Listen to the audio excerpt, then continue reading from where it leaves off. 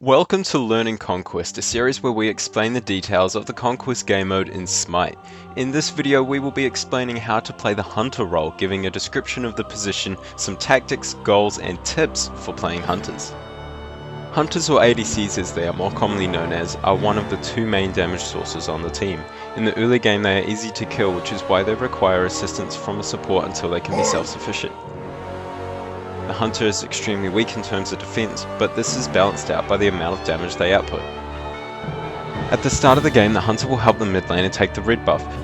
They will then kill and pick up the attack speed buff, which increases attack speed by 15%. The attack speed buff will also increase physical basic attack damage by 12 or magical basic attack damage by 15 for 2 minutes. Once the Hunter has their buff, they will proceed to lane for the first wave of minions. On a special note, Hou Yi can line up a triple bounce ricochet to clear buff camps quickly. Hunter for Avant-Garde Subfloor says the Hunter role is about being a consistent source of damage for your team. Positioning is vital to the role as your high damage is counterweighted by your lack of defenses. Your primary goal is to stay alive for as long as possible in fights, as there is no limit to the amount of damage you can do. Stay behind your front line until they find an opening, then go all in and secure the kill. Positioning is the Hunter's greatest weapon. Great positioning results in great rewards, as a good position means you can deal the maximum amount of damage without fear of the enemy trying to kill you. So how does a Hunter position themselves? The answer can only be found when a few things are taken into account. During the laning phase, the best position is one where you can clear the wave as quickly as possible while evading enemy poke damage. Standing in or too close to the minion wave is not a good idea, as this is where the enemy will be using abilities. Stand close enough to the minion wave so you can use the minions to tank incoming basic attacks, but far enough away that you can dodge enemy abilities.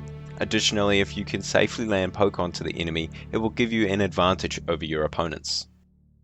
Walls of the map play a major role in how a Hunter can position themselves. If a fight is happening around a corner, the Hunter may use the wall for defense against incoming damage. When a fight happens in an open area, the Hunter must rely on teammates and minions for defense. A great Hunter will use the map to their advantage, and if used correctly can result in dealing the most amount of damage without sustaining major harm. The support is a major factor that the Hunter must take into account during a teamfight. Hunters should make decisions on their playstyle based upon which god is in the support role. If the support is an initiator, the Hunter has to play carefully, as there will be much less peel for them in teamfights.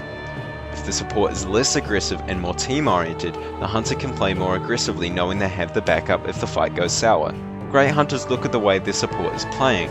Individual playstyles can affect the safe positioning that Hunters can reach. When you are in a teamfight, make sure you are constantly dealing damage to the enemy. Do not wait for a clear shot in the carries before doing anything else. If an enemy is in range, no matter who it is, kill them. However, ensure you are safe with your teammates in close proximity. When the opportunity of a clear shot on the carries appears, take it. Eliminating the enemy damage dealers will result in an advantage for your team, and you will be more likely to win the fight. When you are taking damage and it seems as though you're about to die, use your actives to try to get out. Normally you will have beads or Aegis. Time these well and use your escape abilities to try to get behind walls and evade the enemy's line of sight. Run towards your team or try to get to the safety of your tower. Bear in mind the enemy may be thirsty and dive onto tower to attempt to kill you. When you are behind in golden levels, the best option is to farm or play passively until you're even with the enemy, or until you can find an opportunity to kill the enemy and take a lead from there. Stay in lane for as long as possible and look for any opportunity to gain gold, such as taking back camps on the way back to lane after recalling. When doing this, be mindful of where your minion wave is so you don't lose gold to the tower. Auto attack cancelling is difficult to learn, but is a great way of dealing bonus damage in a short amount of time. Auto attack cancelling is when you use an ability before the animation for an auto attack finishes. A perfect example that Crit gave in his video of auto attack cancelling is Anhur Impale. When Anhur fires an auto attack, you can use Impale as soon as the auto attack is fired. This will give you extra damage. Keep in mind you can stop auto attacks from firing by using an ability before the attack is in the air.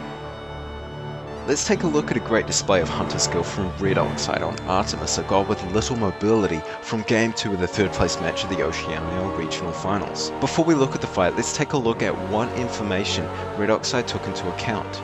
All the enemy ultimates were off cooldown. There was only one ward which he was already standing on as the fight began. This means that the team had little vision to work with. He knew Isis and Rama were in mid and would move to group up with the rest of the team behind the mid camps, and all enemy active items were noted. To start the fight, Athena dashes forward to initiate taunting two allies. Guan Yu flanks from the side but ignores Red Oxide, who takes him down to 60% health. Red Oxide recognizes that Xing Tian is in a position to disrupt him and stays at a range where he can deal damage but not get CC'd. As all hell breaks loose, he moves towards the fight knowing that he has 3 escape paths to use if necessary. When he's in range, he uses Caledonian Boar to stun the front line of the enemy and activates Vengeful Assault to increase his movement speed and attack speed for more DPS. He walks backwards to adjust his positioning while also dealing damage to the front line of the enemy. The enemy then dive towards the back line as the low health Bellona tries to escape. Red Oxide is still dealing damage to the enemy, then gets taunted but does not use beads as Athena is low enough to be killed.